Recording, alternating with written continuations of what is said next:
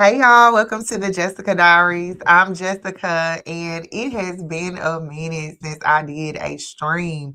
I'm actually not live at this time that you are watching. This is a recording because I'm trying to give myself a little bit of time to get used to streaming again.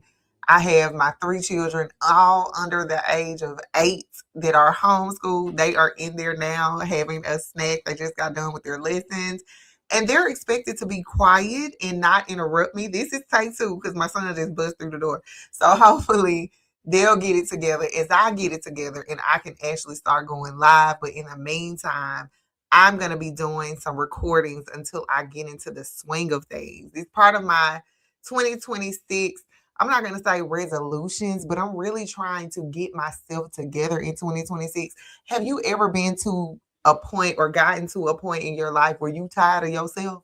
That's where I'm at because I make a lot of excuses and I procrastinate and I realize like I really am probably a little bit afraid of my dreams coming true because why else would I not do the things that I can do, that I want to do, that I need to do on a consistent basis? It got to be because I'm scared of something. So while I unpack all that, I'm going to be testing out doing some live streams. So if y'all are looking forward to that, let me know in the comments because it is a little weird to do these things and nobody's watching.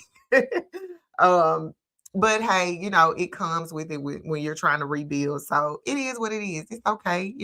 We're going to get better from here. We're going to expand the audience and all will be well. So you see the title.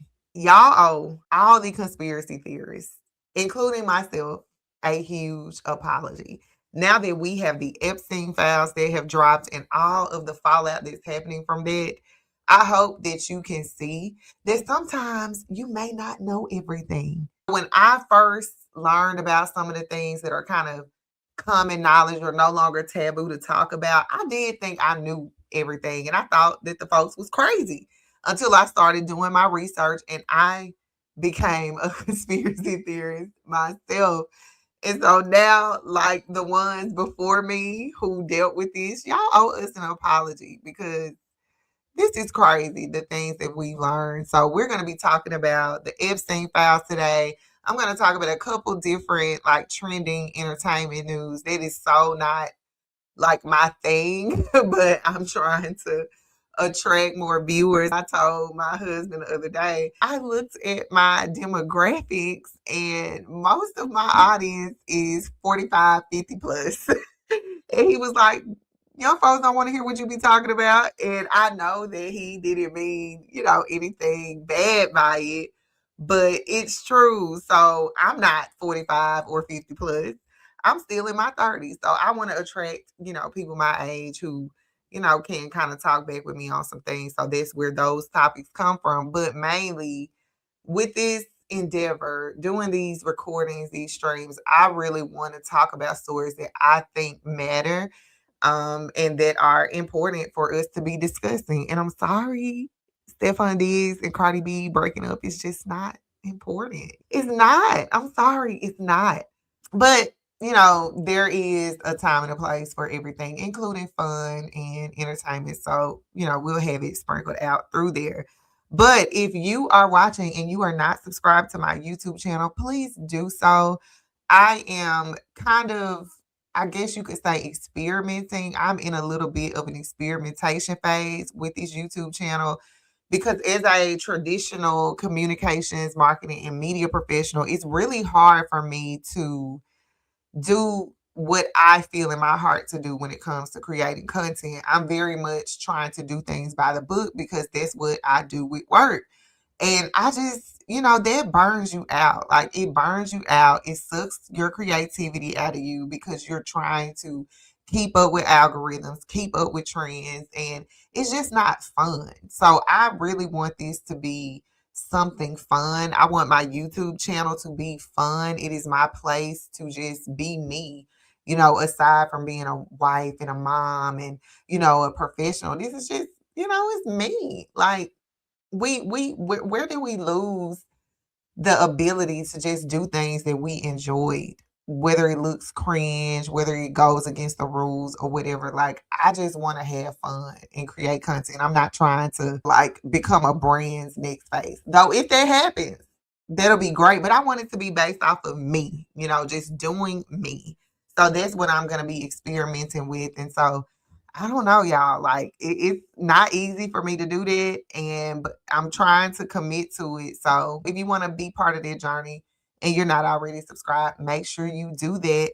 Before I get into the topics, I do want to plug my Patreon account. Once I get to 10 Patreon members, I'm planning to actually move the live streams to Patreon first. And so then my YouTube audience and whoever else will then get to see the recordings. When it comes to Patreon, I'm motivated to join when I get something exclusive like a live, like Q&As, things like that. But I really don't have a community that's engaged like that. I have people that follow me from my hometown and stuff, but I'm really trying to get past it. And that's something that I'll probably talk about in future videos.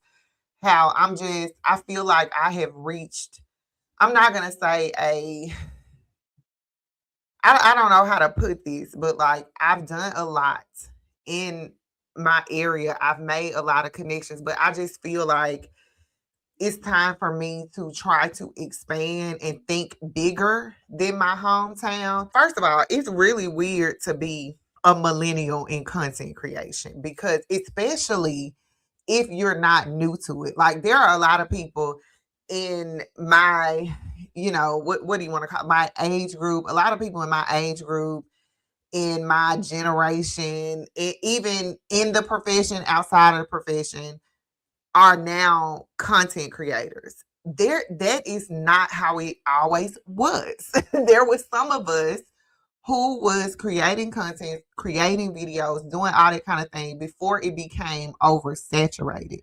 So I feel like, and I have seen like this common sentiment among people who were kind of there before it turned into what it is now, on not really knowing how to, either you blew up or you kind of pulled away because you had to become an adult, or you got married and had kids, like you lived life and now you're trying to come back and it's just so different. So that's kind of where I am, but I'm bringing it up because for me, gaining popularity, like in my hometown that is so small, gaining popularity, it kind of has put me in this box. Like I really can't escape what people know me as. It's been hard to transition into who I am today in my content, if that makes sense. I always feel like I'm not posting the right stuff, or I should post more, I should do that. And I only feel like that within the context of where I live. Whereas when I'm watching creators that are not, in small towns, or I don't think they are, or, they have these personas, they have their lives, but they're still creating content. It's not locally based. It's not centered around where they live. So that's kind of the direction that I want to go in. And it's a transition. It's mentally, you have to change the way you think. I've been talking about this with my husband and praying about it and just really thinking about it. Like, what's my next move? What do I want to do? Because I feel like I got to kind of figure that out first. Like, I know my end goal, but is it attached to this specific area? Or is it open to be wherever I land? You know what I'm saying? So it's so crazy that this just been something I've been thinking about, talking about, praying about. And then I came across the scripture in Matthew in my Bible reading where Jesus was having to leave his hometown because they didn't believe in him. And I'm not going to say that the people in my hometown don't believe in me, because they do. Like, I have a lot of support. But what I am saying is that I think it may be in my best interest for me to think bigger, if that makes sense. That's where I'm going with this. And that's a conversation that I will be having later. And I'm thinking about maybe even inviting some people on to just kind of talk about their experiences leaving their hometown, especially my people that are from where I'm from. So just kind of be on the lookout for that. Let's get on into these topics. So first up, J. Cole. If you know me, you know I'm a J. Cole fan. Been a fan since I was in college, grad school, and I first became introduced to J. Cole. I've been a fan for a very long time. He recently released The Fall Off, which he's kind of proclaiming is his last project. And I don't know, I'm kind of feeling a way about it. I have listened to it, not like hardcore trying to be able to give an educated review about it. But I have listened to it, and I think it is a good project. I think he has some good material on there. But in light of everything going on, I'm kind of wondering what he's going through as an artist because I feel like it's a lot that he's not saying, right? Like he always has been, and I think this is what draws a lot of us who are J. Cole fans to him. He's always really been an introspective rapper. He's always been vulnerable and talked about his feelings. He's brought us along with him in the journey. And so to kind of see him take this route, especially like with the way he approached the beef and all that, I feel like, I'm not gonna say an easy route, but I don't see like if he's still, how can I say this? Because I'm not reviewing the album and I realize like he has made a lot of, comments about the album, which we're gonna get into in just a second. But I don't know. I just don't really like the orchestrated fall off, if that makes sense. It's almost like, life and death in the power of the tongue. He's kind of speaking this over his career. And maybe that's what he wants to do. But as a fan, I don't know. I don't really like it. I don't like the concept. I get where he's going. I like the material that I've heard so far, but I just really don't like the concept of him kind of bowing out. Like, allow that to happen over time. On one hand, you can say, well, he is taking control of his narrative, of his career, of his exit. Because, like, Tony and I were talking last night, you had people like Ja Rule, whose career got killed because of a beef. Drake's career, I'm not gonna say Drake's career is killed. It kind of seems like it because where's Iceman? But it seems like his career has been killed by the beef. And even J. Cole, who just decided to bow out of it, he's killing his own career. It's just weird to me. If I'm wrong, let me know in the comments. But I got this Instagram post pulled up here, and I know y'all can't see it because I'm using one browser to do this. But it's just, it was from a week ago when Cole announced this project. And he says here, the fall off, a double album made with intentions to be my last, brings the concept of my first project full circle. So he kind of goes into moving to New York, accomplishing what seemed like was impossible and being at a crossroads in his life. And it's a theme that we kind of heard throughout his music. Him, just having all these conflicting thoughts. And I'm just wondering like how much of that is actually how he really feels or how much of it is because of the industry. Because I remember seeing him in what year was that? Oh, there was I guess 2014 when he dropped Forest Hill Drive. I went to Atlanta to see him perform on tour. Shout out to my friend Daryl. He got me tickets because he knew I wanted to go. He just got me 2 tickets to go. And I remember before he started performing No Role Models, he was just kind of talking about how it was so weird in Hollywood. And it really stuck with me, his story, because I'm wondering now, especially in light of everything that's happened with the Epstein files, the things that have come out about Jay-Z, or not come out, but like things that seem to now be legitimate about him. I wonder how much of that has impacted Cole's decision to kind of pull away. Because if you think about it, he's he's talked about as one of the greats, right? Whether you agree that he's top 3 or not, like he's talked about as one of the greats. Most people, when they get to that status, especially knowing how much he wanted it, when they get there, they don't just bow out like that. And it's difficult. As someone who's married to a rapper, these guys do have to make decisions. Like, do I fully pursue my career and then I leave my family behind? Or, I'm not able to be as present or do this, and that. And it pulls at you. And not just for rappers, for anybody with a career that demands a lot of you. So I get that that's part of it. But I'm just wondering if On top of that, maybe some of the things that he's seen in the industry has led him to kind of take this route. Cause I don't know. I just wanted him to. It just seems really defeatist, right? Like when then naming it the Fallout, like all of these things, and maybe I need to go read some more articles and all that, but I don't know. It just seems I don't like the way that it all has panned out. Like, if we're gonna get another J. Cole album, this is supposed to be one of the best albums. I don't want it to be your last, but we gotta respect the man and his decision. So I did see when I was looking up stuff for this story where I guess it's Gotham Hip Hop on X saying that he is done releasing music for now, he being J. Cole. So he might actually not be retiring, but his statement, and I guess he found it in the comment section. Cole says, "Thank you. It means a lot. I got a genuine love for music, and the blessing in dropping this album is that I'm highly inspired.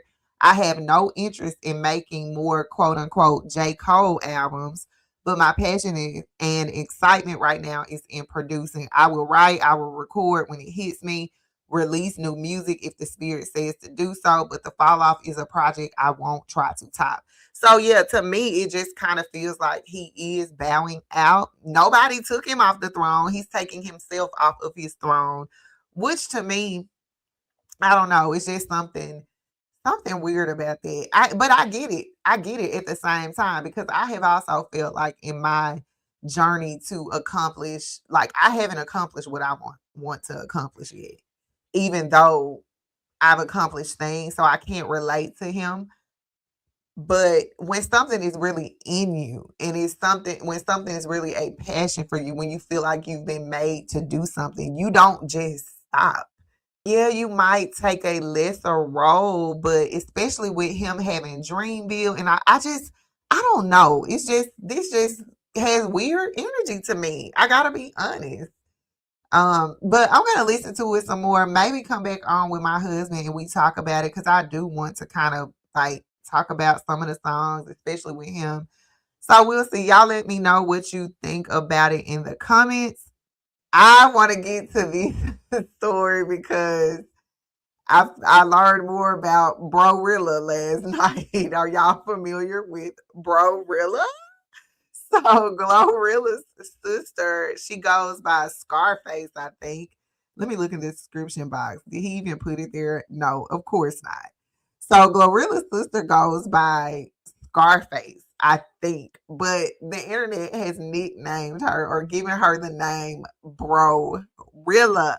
So Brorilla has been in, I know Glorilla is a beast, but Brorilla has been in the news because she recently put her sister Glorilla on blast for not looking out for the family because she's rich now. That's like when you pull everything away and look at what the problem is, she feels like she and her family should not be struggling because Glorilla is rich. Now, people have a lot to say about this.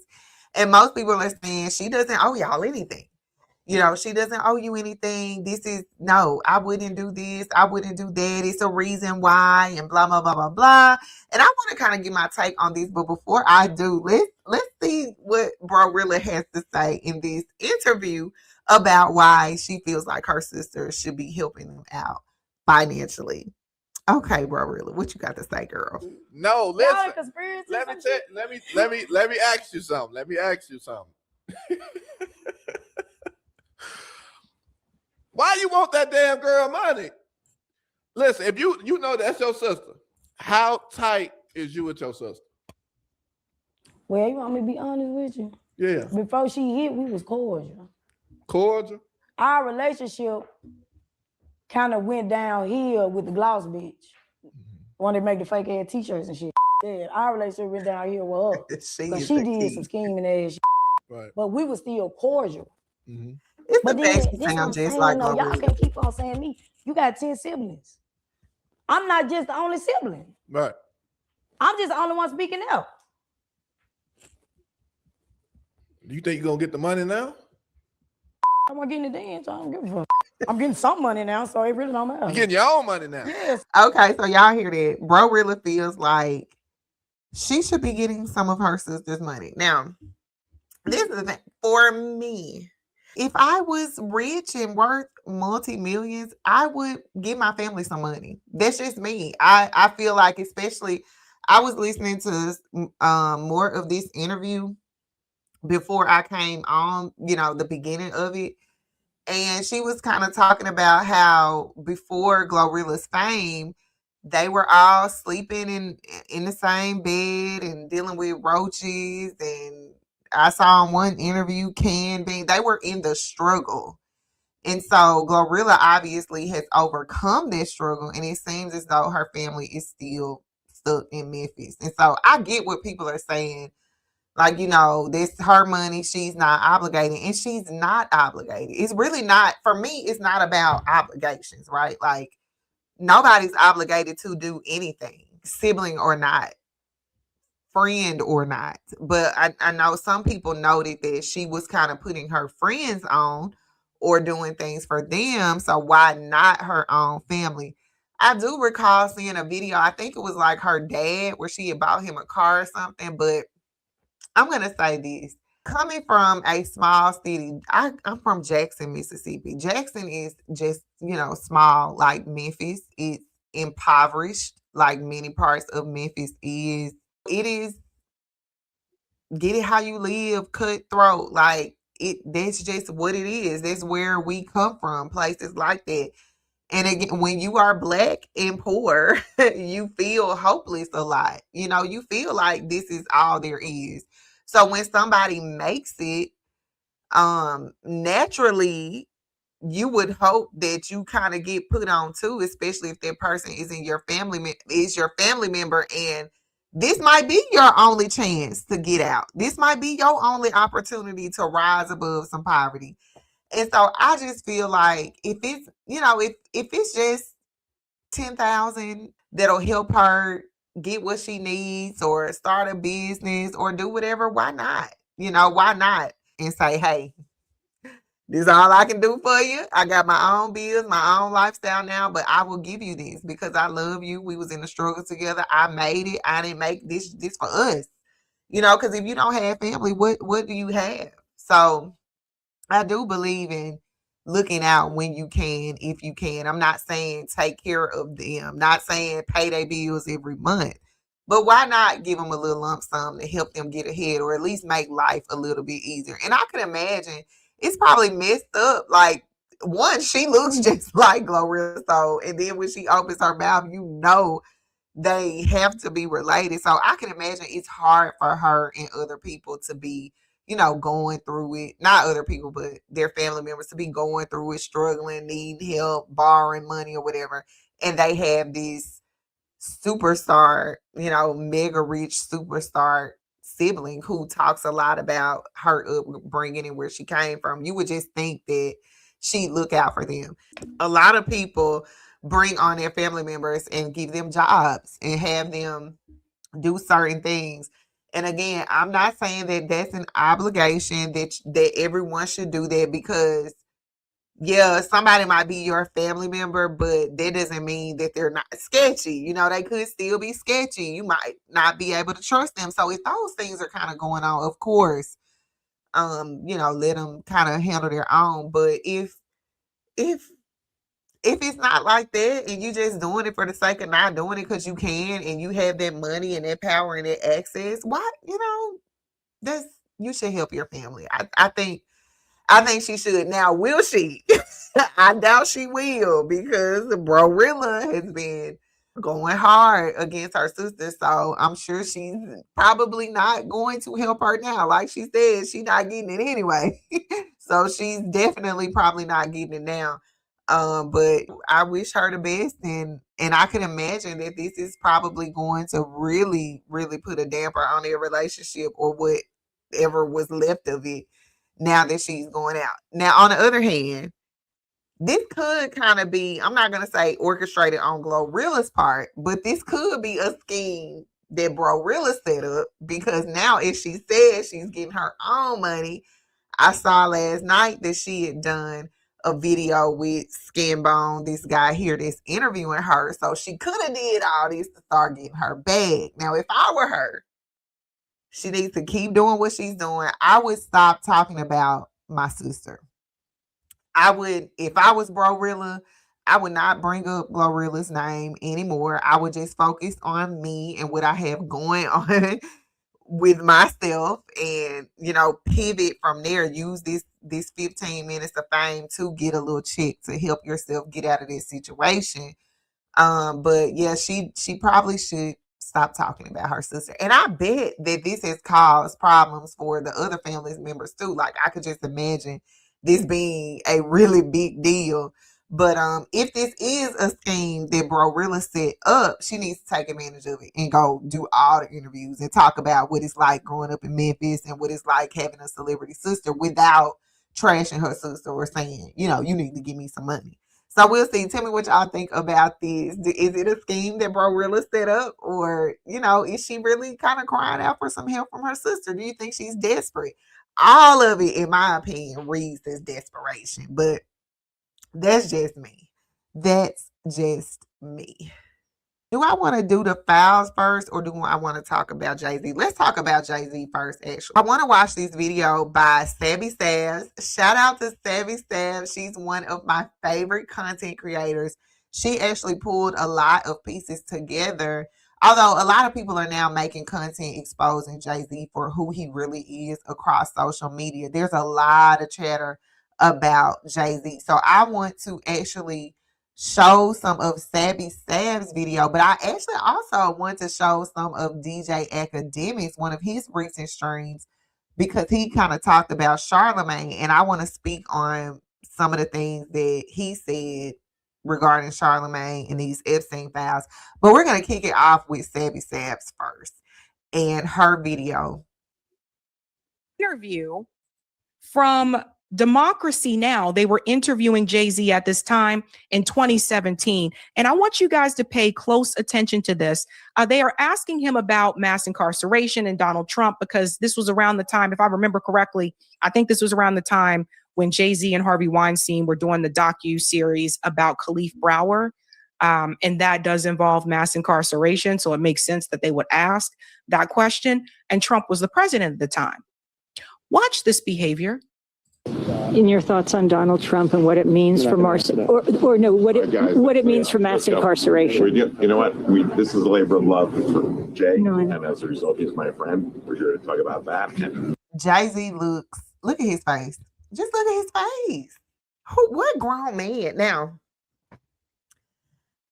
I'm going to just let it finish. Nothing else. Then can I ask you about mass incarceration? And do you think the movement is... Watch this. When is Harvey Weinstein a publicist to where he can tell somebody that someone else is not answering questions? So I'm showing this to bring up the fact that Jay-Z is not just an acquaintance of Harvey Weinstein. There is something more there. There is something more like handler boss type thing, if you ask me. Did y'all see how he looked to that man when they uttered the name Donald Trump at the question? Let's roll it back just a little bit. They were interviewing this, so it makes such this. Or no, what it means for mass incarceration. You know what? This is a labor of love for Jay, and as a result, he's my friend. We're here to talk about that and nothing else. Then can I ask you about mass incarceration? And do you think the movement... So I wanted to show that because I just have some thoughts on Jay-Z. There was a shift, if you ask me, not in just Jay-Z, but Beyonce as well. As they rose to prominence, there was a shift in their behavior. And I have seen it with so many celebrities. As a media professional, somebody who is always watching news, always paying attention to what's trending. I just noticed that Jay-Z and Beyonce both seem to just stop talking one day. They were once these artists who were very vocal and very in front of the media and the cameras all the time, and then they just stopped talking. So to see him allow Harvey Weinstein to Epstein, however you say his name, Harvey Weinstein, to speak for him, that's completely against this persona that Jay-Z has around him. Everyone thinks he's so bossed up. He's this powerful man. He does this and that. He's an entrepreneur, a mogul, all of that. What powerful man is going to allow another man to step in and speak for him? And he actually looked to him for an answer. It's not just that he cut him off. He looked at him for an answer. What man is looking to another man to tell him what to say, especially on a project that he worked on? So when you see those type of things, you do have to ask questions. It's not just with his relationship with Harvey Weinstein, but there are so many artists and individuals that have come out and said things about Jay-Z that I feel like, because folks don't want to believe them, or there's the popularity of the term conspiracy theories, people just don't take it seriously. But I think now is the time for folks to really start looking at him and asking questions. The reason why I showed the Stabby Stabs clip is because I thought it was interesting how he looked to that man for an answer. But also later in her video, which I'm not going to try to scroll and find it there, but later in the video, he's seen in the studio with Bill Gates, allowing Bill Gates to rap Big Pimpin', like on some cool type stuff. Like with Bill Gates, one of the most icky billionaires in the world, you gonna let him sit and rap your song like that and tell him it's cool, even if you are joking? Like, why are y'all even together? It's just so weird. But I want to really quickly go over to this DJ Academics clip. Shout out to DJ Academics. He's not everybody's cup of tea. I actually just happen to really appreciate how good he is at what he does, love him or hate him. I'm one of those people. I said it when I made a video about Candace Owens. When someone is good at what they do, they deserve credit for that. Like, I'm not a hater. I don't care. Like, I don't know you in real life. So what people think about you or say about you, that ain't none of my business. I can only go off what I see. And what I see when it comes to academics is someone who is really good at what he does in terms of content creation. He has a very engaged audience, and the man does numbers. Like, you cannot take that away from him. But I happen to see that he was talking about Epstein and all that's surrounding that, specifically with Jay-Z, but he used Charlemagne is a focal point. And I think that this is important. I am not a fan of Charlemagne. I don't get the hype of Charlemagne. He's just a rude person that is a know-it-all, like we see a lot in the Black media commentating political space. Yes, I said it. People in that space do not respect when you have different opinions, and they try to make you look stupid and feel stupid when you have different opinions. And because of their celebrity status and the fact that people worship them or somehow think that they're so great because they have these jobs, like Dame Dash said, you're clocking in, even though Charlemagne did get a deal, but we can talk about that too. But you got this job and it gives you this prestige, so people just automatically think you're a good person or something, or you're a trustworthy person or something. But he's not. Like, Charlemagne is a sellout, has been, still is. Like, that is who he is. He does not stand for what's right. He does not speak truth to power. He just does not. He is not that guy. And DJ Academic so beautifully showcased that during his stream, and I want to talk about it. He documented Charlemagne's switch up from prior to the files being released to after, when it revealed that Jay-Z, Pusha T, and I guess Eminem were included in those files. Now, I did not see the mention of these people. I have not actually looked myself into these files. I have watched other creators talk about it. Eventually, I might look into them. I don't know. But the reason why I'm bringing this up is because lately, especially, and it's the whole point of this video, the main topic about conspiracy theories, is that this is the same playbook, y'all. Like, It's the same thing that was being done during COVID. Like, in order to discredit people, folks just simply lie. And it's important to bring up or to show the receipts when people are lying. Because when you do that, you allow folks who are asleep or who don't want to accept the reality of things, you allow them to wake up. And if we want to see any type of change, whether it be in our communities, whether it be in the government, in society, we got to wake up to what's really going on and be able to be honest. And I feel like because conspiracy theorists, which the name or the phrase, the term, the label conspiracy theorist is actually conspiracy itself, because it was a term allegedly created by the government to make to what's the word, to impact the credibility of people's claims when they came into knowledge of certain things.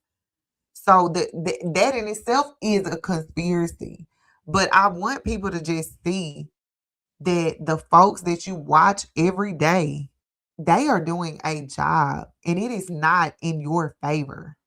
They are doing a job. They're going to continue to do their job because they want to get paid. They don't want to be broke like you.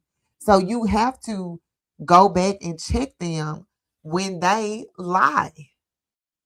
So at the very least, you're not deceived. If they want to deceive the people who just take everything they say at face value, then let them do that. But don't let it be you. And I'm seeing an increasing need to talk about the media and how the media itself is so corrupt. I find myself asking so many questions because I have professional degrees in media, the undergraduate level and the graduate level.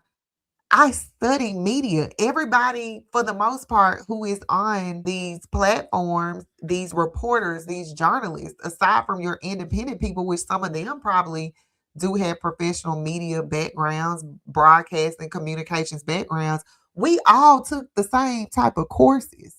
So it's just amazing to me to see these news anchors and these journalists and these radio personalities come on and lie. That's the opposite of what the media is supposed to do. Not only do they come on and lie, they don't investigate. What happened to real investigative journalism? And this climate, this political climate that we're in, this politically correct climate that we're in, I hope people see that this type of environment breeds lies or breeds dishonesty rather. If someone's job is on the line, if they don't go with the narrative, a lot of people don't have the integrity to say, forget it, I'll lose the job, but I'm going to maintain my integrity. I'm going to maintain my principles. A lot of people just not going to do that. And we're seeing it every day because the Epstein files release is not just about Jeffrey Epstein. It's about all of the people who knew this stuff was going on, who helped to cover it up. Our own government told us the files didn't exist. And here we are. And we're going to get more into that. But I just have to say that regarding Charlemagne, because so many people look at him as if he's amazing, accomplished, he's connected. He's a liar, just like the rest of them. And he cannot be trusted. And DJ Academics is going to show you why. So let's get into that.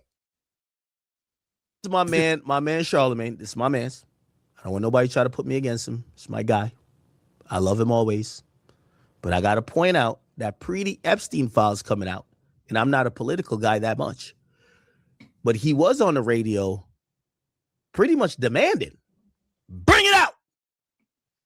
We need to see it, because the agenda was, this how we going to get Trump. Let's keep it B. The Epstein files sounded amazing when we thought it was only the elites we didn't know and we really fucking hated that were going to be accused and supposedly had some proof of doing the nasty shit. Watch. It's funny how the news works. Because Bill Clinton, wrote a letter to, Jeffrey Epstein as well for his birthday, but nobody's talking about that. Mm-hmm. And Jeffrey Epstein had a picture. this is before the list got released. I love Charlemagne, but I got to point it out. Do y'all hear the words that's coming out of his mouth? He said, nobody is talking about Bill Clinton and Jeffrey Epstein or the connection thereof, and he's questioning it. Now, I want y'all to listen with your ears. Did he accuse Bill Clinton of anything? No. But he seems, this is before the list comes out, he seems to be asking, well, why?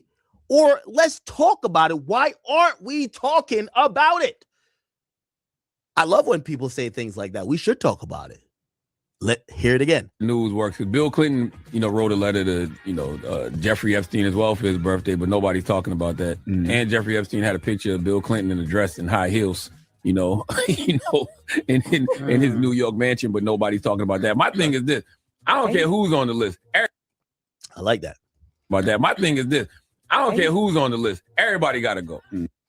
Okay, so this was Charlemagne. I don't care who's on the list. Everybody got to go. Wait, nobody talking about that. My thing is this. I don't care who's on the list. Everybody got to go. Wait, hold up now.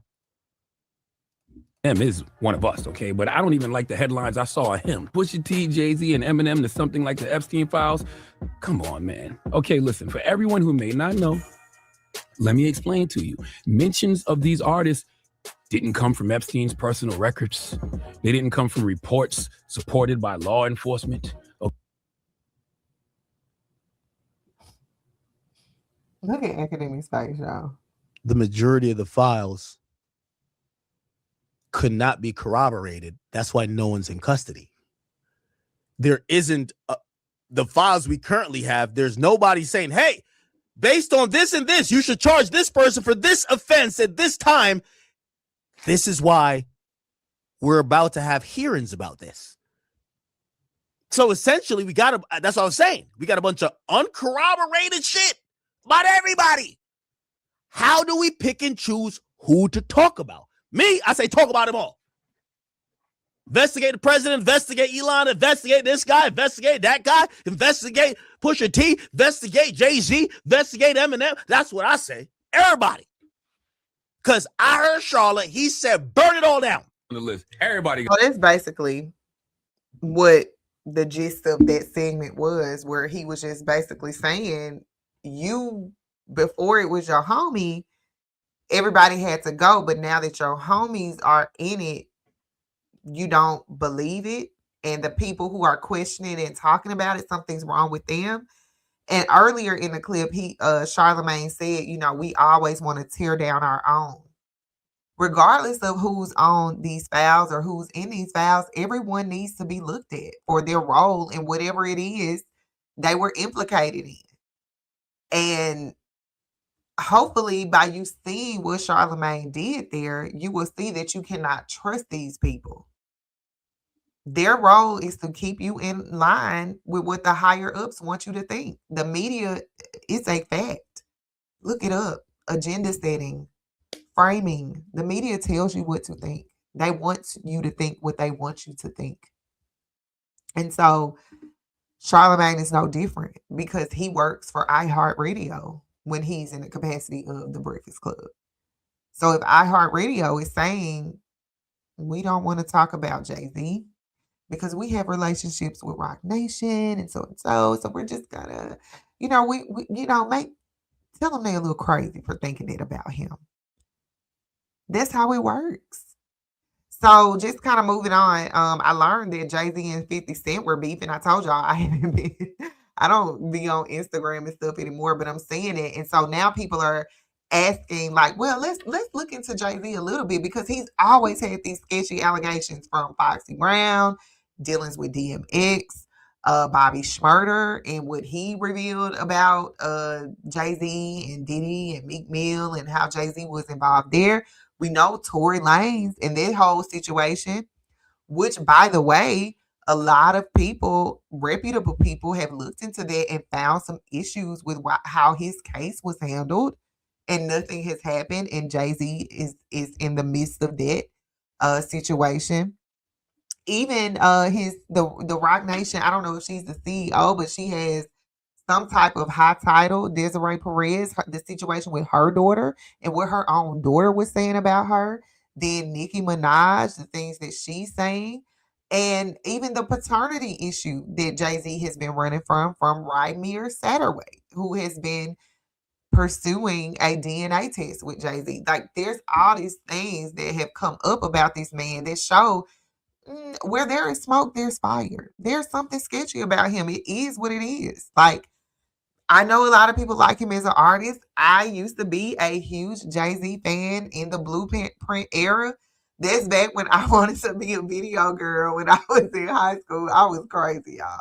But I love the entertainment industry. I was a student of culture. That's why I chose the career path that I chose. I love the entertainment industry, the music and the videos and the fashion, everything about, the Y2K era.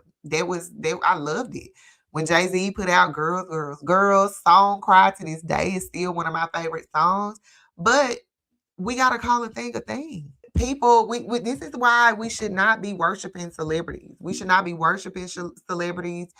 We should not be worshiping politicians. These are regular people who have issues just like the person that you see walking down the street. And I just want to note, though, like, even just over time, like when going back to Stabby Stab's video, how he just kind of was looking for Harvey Weinstein to answer the question for him. You just seen over time Jay-Z and Beyonce too pull away from the media. And that's something that has irritated me, not just with them, with celebrities in general. Like even J. Cole, I've been irritated with him too. But like these artists get to a certain level of fame and then they don't give their fans anything. They don't talk. They stop talking. And you gotta wonder why do y'all stop doing interviews? Because now when content is even more of a currency than it ever has been, when it could help you even more than it ever could, when you have so much reach, why have you all pulled away from the platforms and speaking?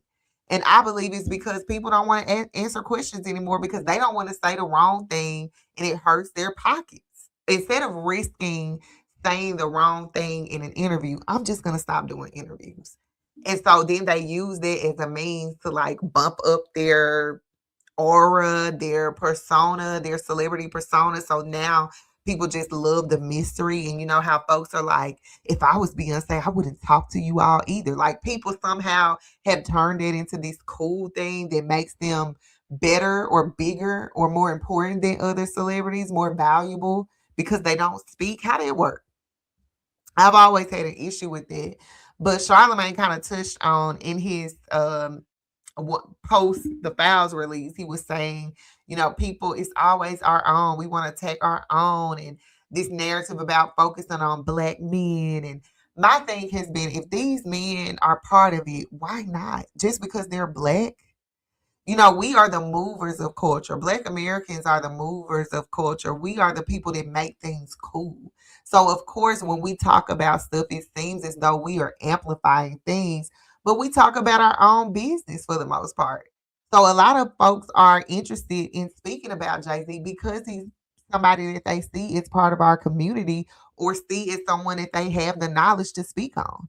So it's not that people are just picking and choosing to focus on the Black men, but at the same time, what does race have to do with it if they're involved in these nefarious things? And so people are defending Jay-Z and trying to say that he's not what he is seeming to be if you add everything together.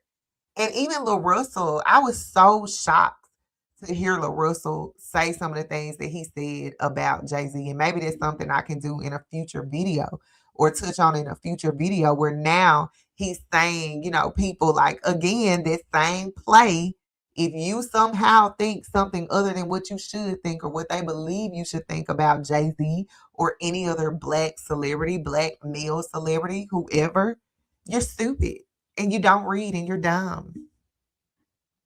He even threw his own mom under the bus to say something good about Jay-Z. And it was really disappointing. But I've never it's always been something off about Lil Russell to me anyway. But I just had to throw that out there. Like he's one of the latest people to come out and kind of say that too. And you just have to wonder, like, what is he paying y'all? Because it's at the very least, worth investigating. You know, you can't say what you believe or don't believe without the proof, and you don't know these people in real life. But at the very least, you should be questioning it. Why wouldn't we question it? Who is he supposed to be? As I wrap up, I just want to say that y'all owe the conspiracy theorists an apology, because these Epstein files have revealed that a lot of these conspiracies are in fact true. Shout out to the people that have been saying this from the very beginning. This is a very serious thing. I know it's scandalous, but there are some people who lost everything for trying to expose this type of stuff. They lost their livelihoods. Some people even lost their lives for exposing these things. So this is not just another trending topic. This is a big deal. It's a problem, and we should be taking this seriously. And it's hard to sit and listen to some of these things, especially when you get into Pizzagate possibly being real, then the Wayfair conspiracy, which I remember very vividly during COVID, seeing that kind of unfold across social media. It was crazy. But now you see that there might have been something to it. It brought me to tears thinking about the children that have been, who Lord knows what has happened to them, the traumas, even if they have lost their lives. Like, what is, it's just so many questions surrounding this stuff. But I guess my question is, what now? Like, now what? Now that these files have been released, it is come out that Jeffrey Epstein's death, the press release about his death was drafted and giving him a death date before he actually died. Like, what is that about? And it's on record. You can go see it. As a matter of fact, if you want to see it, Sammy Sabs made a video about it. And then you have Ghislaine Maxwell, who's invoking the Fifth Amendment, refusing to talk unless Trump will grant her clemency, and she in turn will exonerate him. Favor for favor, quid pro quo. You got to question everything. Now that this has come out and that these conspiracies have some truth to them, now what are we going to do? I guess that is my question. Like, now that we know, now what? Because these are not just regular everyday people that are on these lists, in these files rather. What do we do? What are we going to do? What has changed for you knowing that the government has lied multiple times, that they are protecting people who have a sexual interest and desire for little children and have fulfilled that desire many times over? What does that change for you in your life? Do you feel like maybe there's some things that you should pay more attention to? Do you feel like you should maybe do some research so that the wool is not covering your eyes anymore? Like, I want to know, now that this stuff is out, what is it going to change for you? Because my thing is, I want people to listen. Because when we listen and we unify, we can prevent some things. Because now, when you're questioning this and the lies that have been uncovered and shown that they were lies, you got to question everything. Stop believing everything that you see on mainstream media. Look beyond the headlines. Stop worshiping celebrities and politicians as if they are above you and everybody else. Politicians are supposed to work for the people. How is it now that politicians are celebrities and they get to tell you what is not going to happen, even if you're demanding it and demonstrating a need for it? What is going on? Like, how are we here to this point with this knowledge that we have gained, the access to information that we have? My personal thoughts is that before they carry out justice, and I'm saying they as in the powers that be, because the people that we are now coming to learn have been involved in these things are powerful people who do things or who control certain things in the world. So how are you going to hold them accountable? And will you be able to, what would they do to prevent that? So I kind of think that this may usher in something even worse than COVID. Is to not hold the people that should be held accountable. I feel like they'll turn the internet off before they face justice or before they disclose the names that were redacted and protected. Because I just saw today that Thomas Massey and Ro Khanna, who have pushed for the release of these files, are saying that when whatever agency okayed the release of them to them, it was redacted before it got to them. So that means there's a cover up. There are people that are being protected. So that also means that you can't trust the people who are giving you this information because they are bought off and they are great actors. That I think that's the thing. A lot of folks don't want to believe that somebody will stand in front of you and read talking points and be telling a blatant lie with a smile on their face, knowing that it's a lie and will harm you or could be bad for you and your family or their community or their constituents, but they do. They do it every day. And I wouldn't get carried away focused on Donald Trump because it's not just Donald Trump, it's a lot of other politicians that are involved in this. And even if Donald Trump were to grant clemency to Ghislaine Maxwell, it is different because children are involved, but at the same time, it's no different from Biden pardoning Fauci. Why would he need a pardon before you got up out of office? Oh, because COVID-19 was a conspiracy theory too, and what could they possibly be hiding from that? So I just want to challenge you to question everything and to pull away from the mainstream media and start following some independent creators who are not being paid by corporations to give you certain information.